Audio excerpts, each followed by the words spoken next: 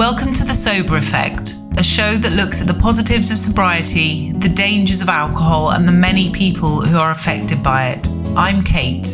And I'm Steph. The ripple effect of alcohol is far-reaching, and those are the stories you'll hear on The Sober Effect. The Sober Effect, The Sober Effect, The Sober Effect, The Sober Effect. Welcome to the first episode of The Sober Effect. I'm really excited. Kate, we've been working vigorously on getting this all put together, and we just had our first interview with our first guest. We thought that for the first episode, it would be great to get someone along who's a moderate drinker, just so that we could understand. I don't know about you, but for me, I never understood how someone could have a glass of wine and then stop. I mean, I could not comprehend doing that. I have never done that in my life. And in fact, I think it would make me more annoyed than not having any. Yeah. And people who leave some of their wine in their glass and say, oh, I'm done, and leave a restaurant. And you think, why have I've finished people's wine before? Because I just think, how can you leave it? So for me, a moderate drinker is kind of an alien. I just think I don't understand. So we thought it would be great to talk to her and also let her ask us questions. Yeah, it is really interesting to kind of pick the brain of someone who can do that, because like you, I was never able to just have one. I was always chasing something, chasing a feeling, chasing the erasing of a feeling, whatever it may be. And I agree, these people are like unicorns, like it's so rare. But Yvonne is a really close friend of mine, and it's just really interesting to sit down and talk with her and have this conversation around her thought process when she sits down to have a drink. And then Kate and I, we are very similar to what our thought processes were when it came to sitting down to have more than one drink. More than one drink, yeah. So Yvonne says she has a drink every now and then, even sometimes once every 2 or 3 weeks. Now, she didn't grow up in a household where there was a lot of alcohol. She never saw her parents drunk. School and high school were about dancing, about cheerleading. And then she got pregnant at the age of 16 and then went on to have a couple more kids. So she really didn't drink at all through her teenage years and her early 20s. And she also has a phobia of vomit. So she found the idea of getting so drunk that she was sick quite terrifying and revolting, which I have to admit sounds quite handy. Part of me wishes I had that when I was younger, because it would have prevented all of this.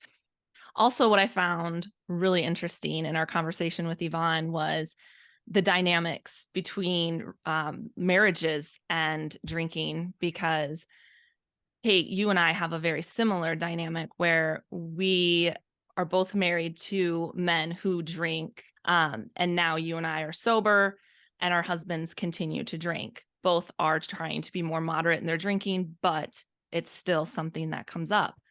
Yvonne, on the other hand, is someone who drinks moderately, is married to someone like you and I, who now doesn't drink, but the dynamic's a little different because she is a moderate drinker and always has been, and there's just a little bit more trust. And she also said that he did go through a period of a few years where he drank heavily, and that was a real concern. I mean, I can see it from both points of view. And I think I found that really interesting because she was describing his drinking and I was understanding her worries and her fears. But at the same time, I was understanding where he was coming from. Yeah, and I think it's very valuable because I know you and I have talked about it in Instagram world alone.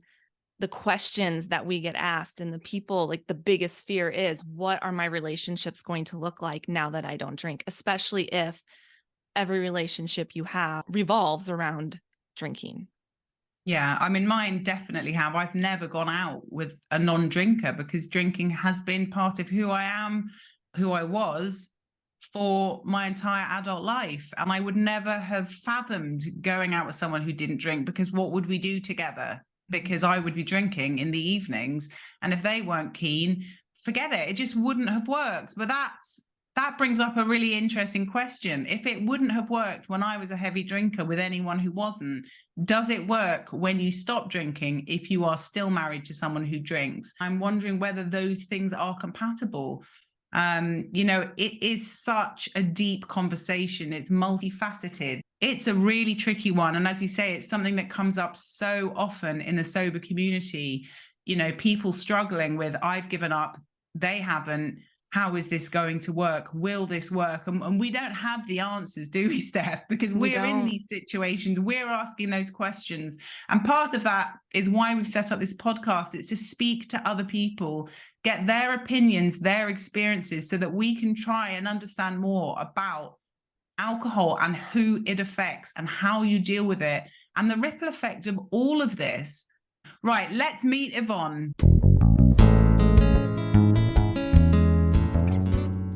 It probably wasn't until, I don't know, my mid-20s when I started to like have a drink here, have a drink there. At that point in time, I am 3 kids deep. And so I did have one friend who really kind of introduced me, and she was a little bit older than me. And that was her thing. She drank wine. We would hang out. I would go to her house. We'd have a glass of wine. And that's really what started my relationship with drinking at that point. So it was probably, I don't know, I was probably close to 30 before I ever really, enjoyed having an alcoholic beverage, if I'm being completely honest. I luckily just have never had any desire to, drink excessively in any way, shape, or form. Mm-hmm, mm-hmm. So yeah, for me, it's been very like a structured relationship with alcohol. The people that I'm around were drinking. Okay, everyone's drinking. They're having a good time. I can drink very moderately and still have a good time. I'm just a loud, happy person. It's just kind of who I am. So I really don't need to drink to have a good time. For me, it's just like, okay, I know if I do drink a little bit more, the effects that is going to have on me, it is going to make me feel a little bit more loose and, just kind of meet the vibes of everybody else around me. You know what I mean? When you were growing up, did you have any experience with friends who did drink heavily that sort of scared you or shocked you, that you think might put you off drinking more than you were? Kate, actually, that's a really good question. And there were probably a couple experiences seeing my friends get really intoxicated and then they're puking, you know what I mean, on the side of me. I'm so disgusted, right? I'm like, now I'm having an anxiety or panic attack because I can't deal with this and it's happening right next to me. And so I do think those, the few times I was in that situation and being with a friend who did drink too much, experiencing something that really is a true phobia of mine, definitely had a lot to do with why I continue to like, yep, this is why I don't do that. Like it was almost a reminder for me of don't go too crazy because that could be you. But you presumably, because Steph was quite a big drinker or a binge drinker. So have you been with her when she's been a bit out of control? Because I know every single one of my friends, and I'm amazed that some of them are still my friends. Like, honestly, I have been drunk so many times and probably ruined so many evenings because I've fallen over or collapsed somewhere or fallen asleep somewhere and they've had to get me home. Have you ever experienced that with Steph? Has that been part of your friendship? Is that something that you're aware of, or was that were you oblivious to all of that? In all honesty, I never saw her with my own 2 eyes at her worst. I would hear about it, but I never saw it myself. And I want to talk about that because that is the difference between what I feel between Yvonne and I. Yvonne always had that about her. She always knew when to cut out, when to go home, when she's had enough. I didn't. And I'm sure Kate knows exactly what I'm talking about. When I get to a certain point, I don't have that narrative in my head anymore. Like, if you keep going, you're going to get sick. It's all bets are off. And I remember many times trying to pace myself and watching your wine glass because I'm like, I don't want to be drinking too fast. And what makes me sad about that, Yvonne, is we did have really good conversations, but I don't remember a lot of them because half the time after you left, I continued to drink. And then the whole night ended up being a blur. Yep. I was always worried to have you see that side of me and for that to like turn you off and like not have that one-on-one anymore.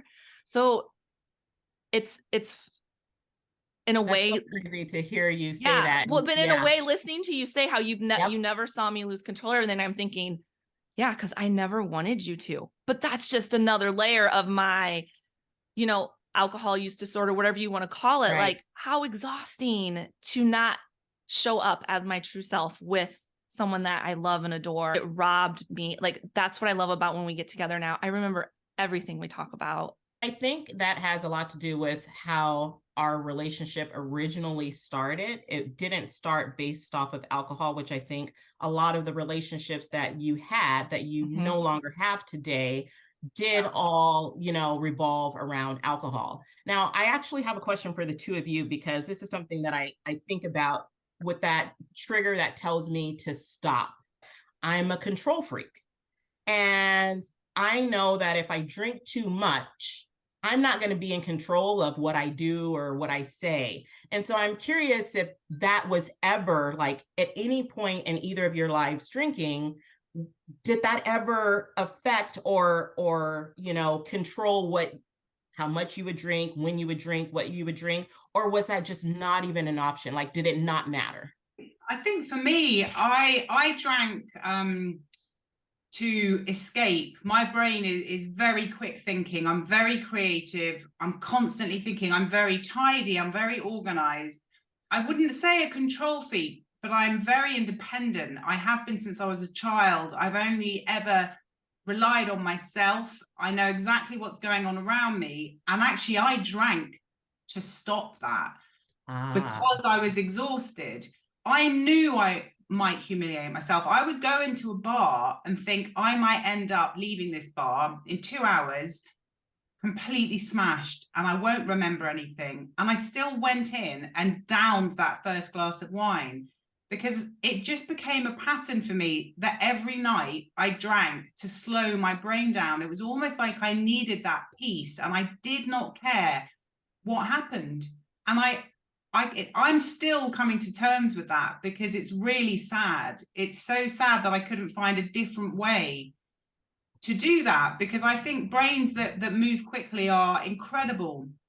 But it really was like self-medicating. That's the best word I can put to it. Gotcha. And I had no control. I had no control over my mind, what I said, what I did. And like Steph, I would not remember huge chunks of the night. And I would have to send that mortifying message in the morning and try and work out what happened. I'd look around the room for clues, Right. you know, about what had happened, how I got home. I'd look at my phone to try and work out which friends brought me home.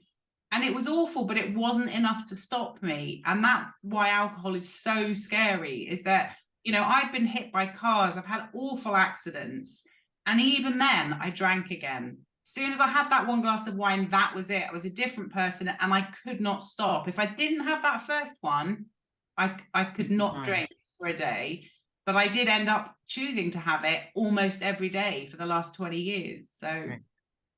Yeah, and I would say I am a control freak, but crazy enough, I used alcohol to help me control my emotions. So I was always drinking to get rid of things that I felt were unnecessary. So anytime I was upset, anything uncomfortable, I was using the alcohol to try to control the feeling, right? I used alcohol to always come off like I've got my shit together. I'm a positive, happy person, which I am, but Right. like every positive, happy person is gonna have hard times. There's not one person that isn't going to. But in my mind, I thought I was controlling that, and alcohol is exactly what I used to do that. So it's interesting, isn't it, that you're saying you tried to use that to be in control, whereas I think that would have the opposite effect. It worked for me, honestly. It would drown out any thoughts that were upsetting. It would erase them for me, but it also erased my joy because you can't pick and choose. Right. If it's going to numb you, it's going to numb you. And so that was the price I paid. Like I just baselined all the time because I refused to work through things in the right way. But Yvonne, you must have been drunk a few times in your life. Has that happened with you, or have you always managed to keep it in check? if I'm being completely honest, Kate, I could probably count on 2 fingers the number of times that I actually drank so much that I didn't remember what happened. Because you didn't really drink at all until you were in your 20s, I wonder if there's a level of maturity there that when you started, it's like people who have never smoked and they're 35, they're never going to smoke. You don't start smoking at that age, you just don't. So I think that's quite interesting, that if you can manage to get through those teenage years and early 20s and not fall into that trap, that you're probably much less likely to have a problem. I mean, I'm no doctor, I'm just saying, I wonder. I think that's such a fair observation. I really do. And I never even, put 2 and 2. I never even thought about it that way. But I think I think you're absolutely right. That has to play a huge part in it. Have you ever had a relationship with anyone who's a heavy drinker, or have you stuck with people who are similar to you and just can take it or leave it? Yes. No. And the relation, it's with my husband. So when we first met, he wasn't a very big drinker at all. Then he lost his job, and that was just like it became his coping mechanism. He could, just pick up a case of beer and, sit around and drink it and, not care, right? Every day he was drinking, to the point to where it was, I'm going to go and, fill up the truck, put some gas in it and get a wash. I'll be right back. And, come home, an hour and a half later with the completely different, personality or frame of mind than he had when he left. And I'm like, okay, so now we're like sneaking off and drinking. It got very, very bad. And that went on for a couple years before he actually got to the point to where he decided, like, okay, I can't do this anymore. It's scary as well to see how someone can change so much because of alcohol. I mean, literally, people have lost everything. Yes. Ended up on the streets and died. I mean, 3 million people, according to the UN, die every year because of alcohol. It is huge, and it is so destructive. It is very destructive. Nothing I can say, and I tried it all. Again, like I said, I'm a control freak. So I tried doing all of the things, and nothing worked. Nothing. If he wanted to drink, he was going to drink. It got to the point where I wouldn't even see him. He'd get off work when he, went back to work. And when he went back to work, that didn't stop him from drinking. He was already hooked. It was, his thing at that point. In the sober community, you hear a lot about people sort of saying, and we talk a lot about partners. My husband still drinks. And the one thing that everyone says is you cannot convince someone to stop drinking. They have to make that decision for themselves. And what rock bottom is not what other people think it will be, because alcohol becomes so precious to us because we are using it, as Steph said, to hide emotions, or for me to escape my mind that is too busy for me. People use it for a reason. They think it makes them feel better. They think it's helping them. So despite the carnage they leave behind them, they still just see ahead. They still think of that one first drink that makes them feel tingly and good, and the following 10 drinks that could end in death or absolute calamity or the breakdown of their marriage. They can't see that. There's so much to unpick, and you love that person, and all you want to do is see them not hurt themselves. As someone who has been the version of your husband, I can see it from both sides, and now I am on the other side, and it's just so complicated. I guess I'm just curious to know, like, how you both feel towards the fact that your husband still drink, and they know that you can't, right? But they still do it. How does that make the both of you feel?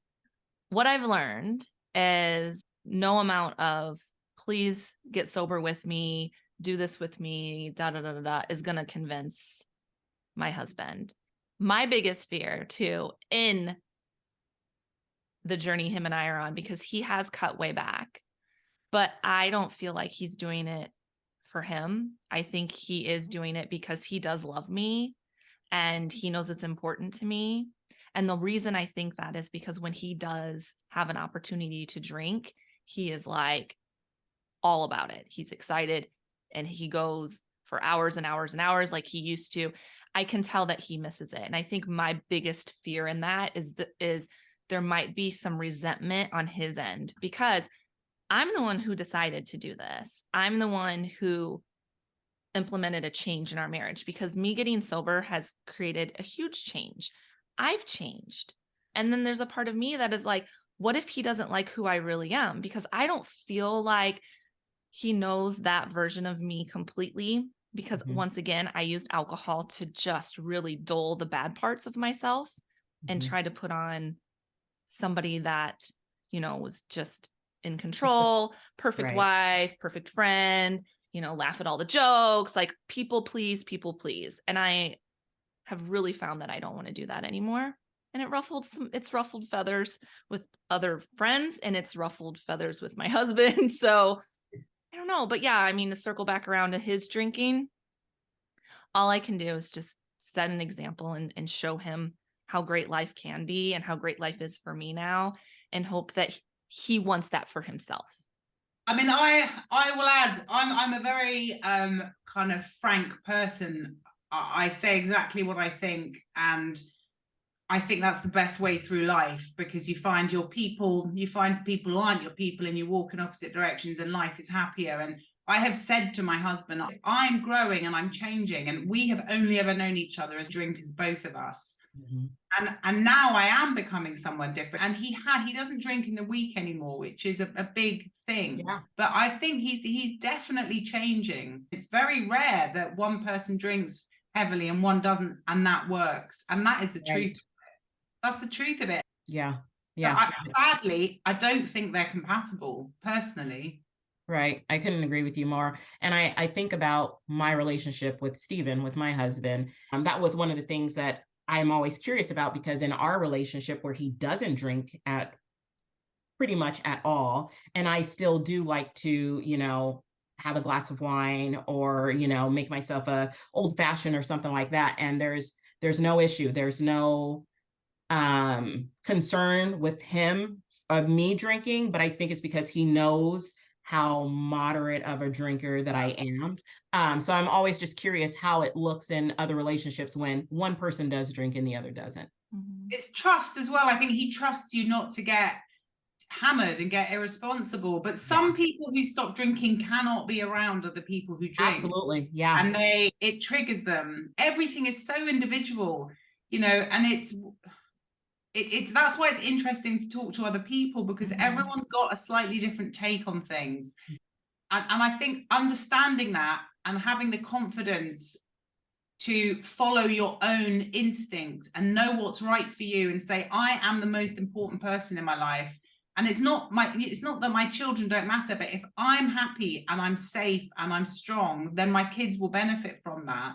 And my husband will. And some things are difficult, but we move on, we evolve. Outside of the things that you hear a lot around, your skin looks better, you have less anxiety and those things. Outside of those more common things, like what is better in your lives now that you are sober? For me, it's that I love myself. And I didn't realize I wasn't loving myself for 20 years until I was sober, and I looked in a mirror and I said, I love you. And I burst into tears, because hearing myself say that to myself made me realize I had not felt that way. And that one thing has made me more confident. It has made me believe myself. It has made me look after myself. And when you look after yourself, you don't want to hurt yourself. So everything from what I eat to what I do to the people I hang around, I think about it all in terms of, is this good for me? Whereas before, I didn't ever give any of that any consideration. Gotcha. I love that. Yeah. Same for me. I noticed right away that inner voice, that inner critic was gone. And I really think that was alcohol. Alcohol is just pure evil. Like, it gets in your head and it just makes you feel shit about yourself. I mean, I was so mean to me. Right. And I remember when that voice wasn't there anymore, like Kate was saying, and I just felt a love for myself and for even like thinking of my younger self going back before I drank. Like I would have many times where I would envision just going back and loving on her and letting her know that she's safe and she's okay. And then for me, there's also been physically with an autoimmune disease. I don't have I have Hashimoto's, which is thyroid. My immune system attacks my thyroid, and there's a lot of side effects to that. And they're gone. That in itself has been huge because it's allowed me to work out like I want to and to feel good when I get out of bed and to have energy, because part of Hashi, you have no energy to do anything. Then you had alcohol and a hangover. It was Right. a mess. Right. So yeah, for sure. Those are things that people probably don't see when they look Yeah. at me, you know? What I will say is I love for both of you, and your answer was around you. You know what I mean? And I feel like that says a lot about where you both are in your journey. It's not about as much as I know you both love your kids, right?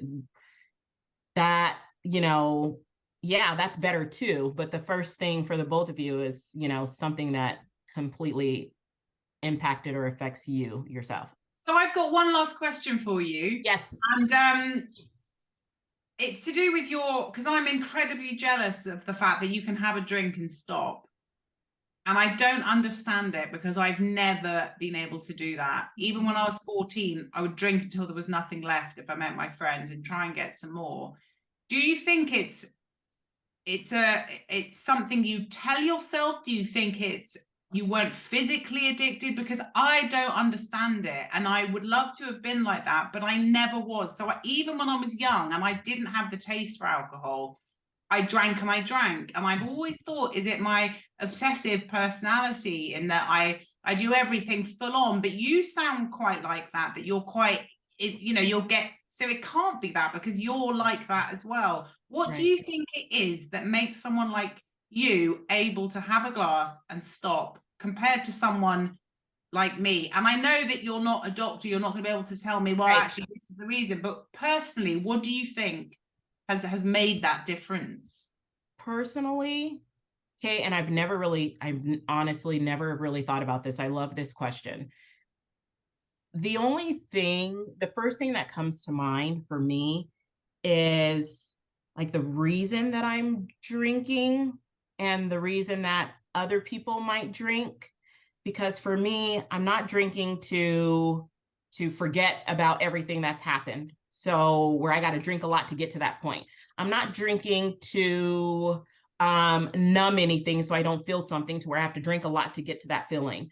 For me, when I have a drink, I'm having a drink to really just to relax, and that sounds so cliche because I feel like a lot of people even, drink excessively just because they're trying to relax. But for me, when I have a drink, it's really not, I had a bad day, so I want to drink. It's just like, I haven't had a drink in a while. I think I'm going to make an old fashioned and just sip on it and, sit down and watch a show. There's really no true reason behind me drinking. And I don't know if that's why I'm able to make one and just have one. I've never really thought about it, but that's like the first thing that comes to mind. You're going to have me thinking about this question for the rest all weekend. But I think that's it. You don't think about it. For Kate and I, it's an obsession. We're always thinking about it. And I shouldn't say we're always, because we don't do it as much as we did before. Like we're a year in sober. But prior to getting sober, it was always there. The thought, what time am I going to start? How much am I going to drink? What am I going to drink? Why am I going to drink? What's going on today? Like all revolved around drink. I still have habits of like front loading my week with appointments and stuff because I knew by Wednesday, Thursday, Friday, that's when the drinking would get really heavy. Right. And that is still stuff. Like I still find myself doing that. So it's definitely a habit, but I think that's the key. People that are like, well, I want to moderate. Well, if you have to tell yourself you got to moderate, then that's already the problem. Like, cause you're already overthinking it. But Right. someone like you, it's no different than someone who makes themselves a cup of tea every night. You don't ask them, well, how do you only get away with having one cup of tea? And you're like, well, I've never thought about it. Well, that's Right. why. It's the same thing for you. Like, it's just not a thought. It's been so interesting to hear from someone who's just so honest and open about it. But I have to say, I'm so happy where I am now, that if I hadn't gone through the process that I have been through, I wouldn't be here. And actually, I'm really happy I don't drink at all. And I think Steph feels the same way as me. It's and just good to know your limit, right? It's good to finally know, okay, I've tried my limit is big fat 0. Yep. Right. We've tried. It's just easier. And accept it.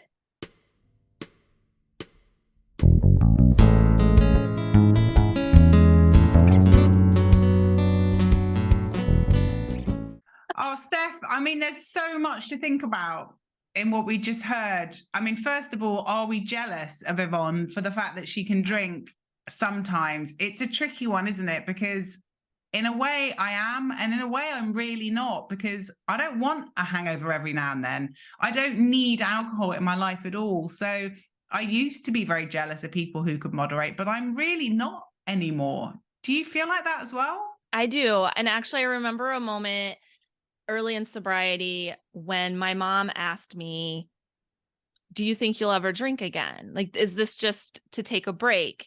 And at that point, I had come to terms with the fact that I can't drink. I just can't. I tried moderation over and over and over in all shapes and forms. And I just told her, I'm so much better without it. I don't ever want to test the waters again. How many times do you test something and fail? There's no desire anymore. It's just not worth it. I think you're right. And it's, I never got the concept of window shopping. Friends would go, well, we don't have any money. Let's go and have a look at the nice clothes. I'm like, why would I do that? Why do I want to look at things that I can't have and I can't afford? Forget it. Let's go to the park. And I think alcohol's like that. I'm very all or nothing. And I think a lot of people who are sober, who have had a problem with drinking, would say I'm all or nothing. It's something that comes up again and again. And I'm happy with nothing. It suits me. Knowing that I'm a non-drinker, I'm now really proud of that. It's part of my identity. Whereas before, being a drinker was a huge part of my identity. I mean, if you'd asked my friends to describe me in 3 words, every single one of them would have said alcohol. And that's awful. But that's kind of one of the things that I guess prompted me to stop. When you have that realization that everyone connects your personality and who you are with drinking. I mean, that's a huge red flag. That's a red parachute, isn't it? Right. Or like me with Yvonne, hiding how bad of a drinker I really was when I was with her. That, as I said in the interview, was exhausting to keep up with that and to try to control the drink while I'm with her. And because she was a moderate drinker, she would always cut out after a glass of wine. And then I'm opening another bottle or just having a White Claw or whatever was available that night. And kept the party going, sometimes alone. And to not have to worry about any of that anymore, to be fully present when I'm sitting down and having a conversation with a really good friend like her, and to not be watching the wine glass or wondering if she thinks I'm drinking too fast. These are all things that people who try to force themselves to moderate, this is the agony that you go through in your head. It's not worth it. It's easier to choose none than to try to have one. I agree completely. And actually, some of the things that I read when I was just beginning out on this kind of sober journey were, if you're thinking about alcohol during the day and thinking about what you might drink that evening or when you can have a drink, you have a problem. Because if it's something that you plan for and look forward to that extent every day, how much time is it taking up in your head? And I was like, that is me, definitely, without a doubt. Once lunch is over, I'm thinking about the evening and thinking about when I'm going to have a drink, what I'm doing that evening, how I'm going to make sure I've got enough.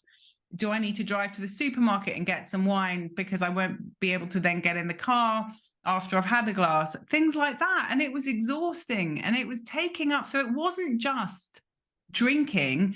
It was the planning for drinking, the drinking, then the recovering. I mean, that's full time pretty much, isn't it? It is. The hours when in recovering. I don't know if you said that. That's in there too, right? It's just like, Yeah. you add all those hours up, you don't have much time left in your No. day. You really don't. It's the time it takes to eat a sandwich and then you're back there again. I mean, the one thing that I found really interesting that she said was, she said, well, you know, I don't have to drink to have a good time. And I get why she says that. Now, as a person who doesn't have a problem with drinking, it was really interesting to hear her say that, because I didn't drink to have a good time. I drank at home on my own when I was watching Netflix. And that, I think, is one of the crucial differences between someone who's drinking to self-medicate for a reason, or to drown things out, or for me to quieten my brain. She was just drinking because she wanted a glass of wine, and she enjoys drinking a glass of wine. No. That's the difference, isn't it? And you put yourself in a situation where you're in a house and someone says, do you want a glass of this? It's quite cheap. It's all we've got. A moderate drinker who likes the taste of wine will say no thanks. Whereas I would have said yes. I wouldn't even have asked if it was red or white. I mean, I know some people drink because they feel like they need confidence, and they do drink just to have a good time, as in they only drink maybe when they go out. And binge drinking is a huge problem as well. It's not just people who drink every day or 5 or 6 days a week. But I think the way she sees alcohol is so different to the way that we used to see alcohol, isn't it? Yeah. And for me, it was the bit on the binge side, because I am one that likes to stay home, but I'm married to someone who likes to socialize. And so I used alcohol a lot to drown out the shyness, the maybe not wanting to go. Like I used that. I wasn't drinking to enjoy it. I was drinking to be someone I wasn't, to put on a show, to like, and that's get through it. Yeah, that's the wrong reason too. Like if you have to binge drink to be in a social situation, that social situation is not in alignment with you. Because why would you, if you're not going to do it sober, you shouldn't be doing it at all. You shouldn't be using alcohol. I love that. I think you're so right. And I've said that before, that if you can't go out without drinking, without effectively taking a drug, you're not being yourself anyway. You need to find out who you are without this drug that is a mind-altering, personality-changing drug. You know, it's not you. I think what she said about relationships was interesting, and it sounded like she had a really tough time at one point in her life when her husband lost his job and started drinking heavily. Relationships are such a huge topic when it comes to drinking, and I think it's probably something that's going to come up a lot in our podcast. I mean, all relationships evolve anyway, regardless of alcohol. People who are together for any length of time are going to change, and in an ideal situation, they grow and change in a way that is compatible, but that doesn't always happen with or without alcohol. Right. And it's about setting boundaries, which you mentioned in the interview, how you have voiced to your husband, not a threat, but this is how I feel. And it's true. We have to communicate our needs as well now that we're sober, because our sobriety is very important and we need to set boundaries around it. And, you know, I've had conversations with my husband where I've said, I don't care if you drink, but we need to respect my sobriety. Well, that's our first ever podcast, Steph. I cannot wait to speak to more people and really, you know, try and understand more about the effects that my drinking has had on other people and the effects that it still is having all around us in society. These things start coming up. And so I love that that's what we're going to do. We just want people to understand the consequences and the fallout of drinking. Cheers, Steph. Bye, Kate. Thank you for listening. We really hope you enjoyed the show. Remember, we're just two women from opposite sides of the pond wanting to bring awareness around the negative effects of alcohol. We are not licensed therapists or doctors. If alcohol is causing any mental or physical health issues, please seek professional help. Please be sure to give us a follow so you don't miss future episodes. If you think our podcast could help someone you know, please be sure to share it. Also, leaving a 5-star review will help the Sober Effect reach more people like you. The music for this show was produced and recorded by Pearl and Thumbelina Jim of the wonderful CharmJar Music. More information can be found in our show notes.